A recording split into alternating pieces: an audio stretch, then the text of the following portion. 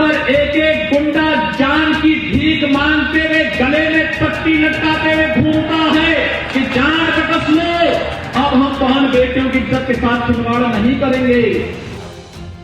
ये जान की भीख मांग रहे हैं और इनके द्वारा अनैतिक तरीके से कमाई गई संपत्ति पर सरकारी बुलडोजर चलता हुआ दिखाई दे रहा है।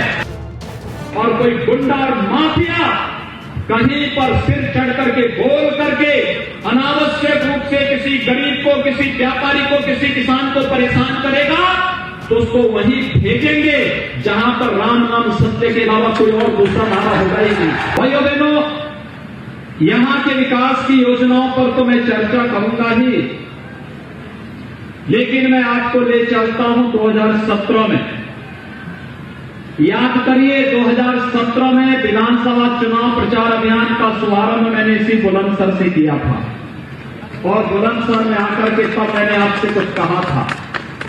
मैंने आपसे कहा था कि वीरेंद्र सिंह सिरोही जी को विधायक बनाइए, भारतीय जनता पार्टी को चुनाव जिता करके सत्ता उत्तर प्रदेश की सौंपिए और मैं आपसे वायदा करता हूं कि पश्चिमी उत्तर प्रदेश में मां बहनों की इज्जत के साथ खिलवाड़ करने की जरूरत कोई नहीं कर पाएगा।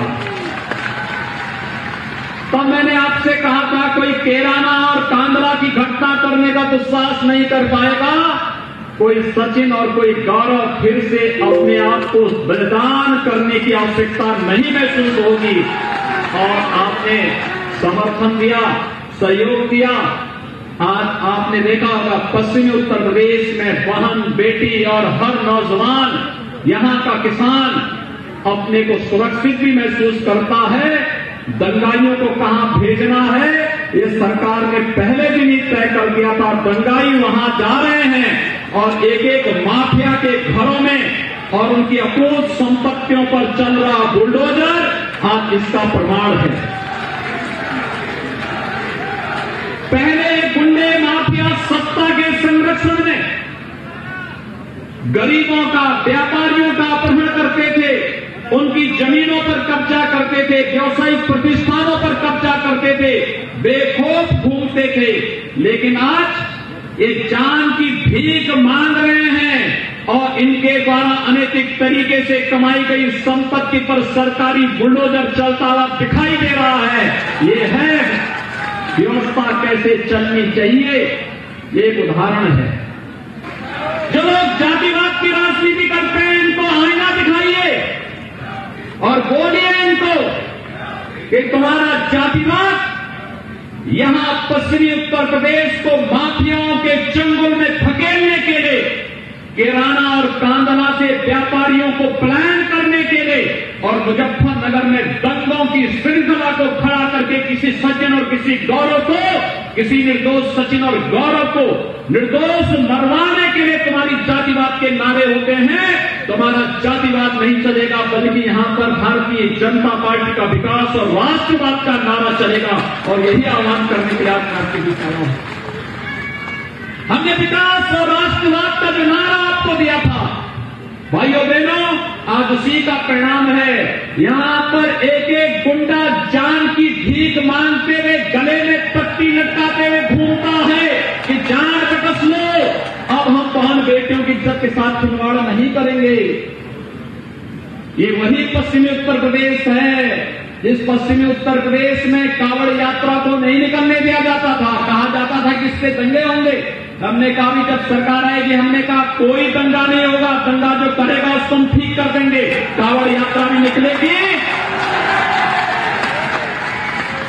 और साथ साथ हम लोग हेलीकॉप्टर से पुष्प वर्षा भी करेंगे। पता नहीं किस कांवड़ यात्रा के रूप में भगवान शिव स्वयं आए हैं, पता नहीं किस रूप में आए हो। और मैं फिर आपसे कहने के लिए आया हूं, भाइयों बहनों, 2014 में देश के अंदर राजनीति की धूरी को बदलने का कार्य प्रधानमंत्री मोदी जी ने किया। उन्होंने देखा कि देश को जाति के नाम पर बांटने वाले लोग ये तमाम प्रकार के वादों में बांट करके देश को कमजोर करने का कार्य कर रहे हैं। कहां जाएगा इस देश का नागरिक अगर ये देश कमजोर हो जाएगा? कल आपने देखा होगा कांग्रेस के एक सुनामधन्य नेता, उनके पूर्व अध्यक्ष केरल में पीएफआई से जुड़े हुए लोगों से मिलने के लिए जाते हैं। ये पीएफआई क्या देश की नीति है क्या? तो देश में दंगों की एक श्रृंखला खड़ी करना चाहती है। देश के अंदर हर भड़काऊ कार्यक्रम में लगातार जो संगठन लगातार सक्रिय रूप से अपनी भूमिका का निर्वहन कर रहा है, कांग्रेस की सहानुभूति उन लोगों के प्रति है, सपा और अन्य दलों की सहानुभूति उन लोगों के प्रति है। और ये लोग जानबूझ करके इस देश के मूल समाज को कमजोर करना चाहते हैं। कहीं जातिवाद के नाम पर, कहीं क्षेत्र के नाम पर, कहीं भाषा के नाम पर, किसी अन्य वाद के आधार पर विभाजन करना चाहते हैं। लेकिन 2014 में प्रधानमंत्री मोदी जी ने तब आपको एक नारा दिया था, एक मंत्र के रूप में उन्होंने कहा था, सबका साथ और सबका विकास। अगर उत्तर प्रदेश की गरीब जनता के हक पर कोई डकैती डालने का कार्य करेगा, वो कोई भी अधिकारी होगा, कोई भी कर्मचारी होगा, उसको जेल जाना होगा। और अगर हमारे नौजवानों के हितों के साथ कोई खिलवाड़ करेगा तो फिर उसे भी हम जेल के अंदर डालेंगे। और कोई गुंडा और माफिया कहीं पर सिर चढ़ करके बोल करके अनावश्यक रूप से किसी गरीब को, किसी व्यापारी को, किसी किसान को परेशान करेगा तो उसको वहीं भेजेंगे जहां पर राम नाम सत्य के अलावा कोई और दूसरा नारा होगा ही नहीं।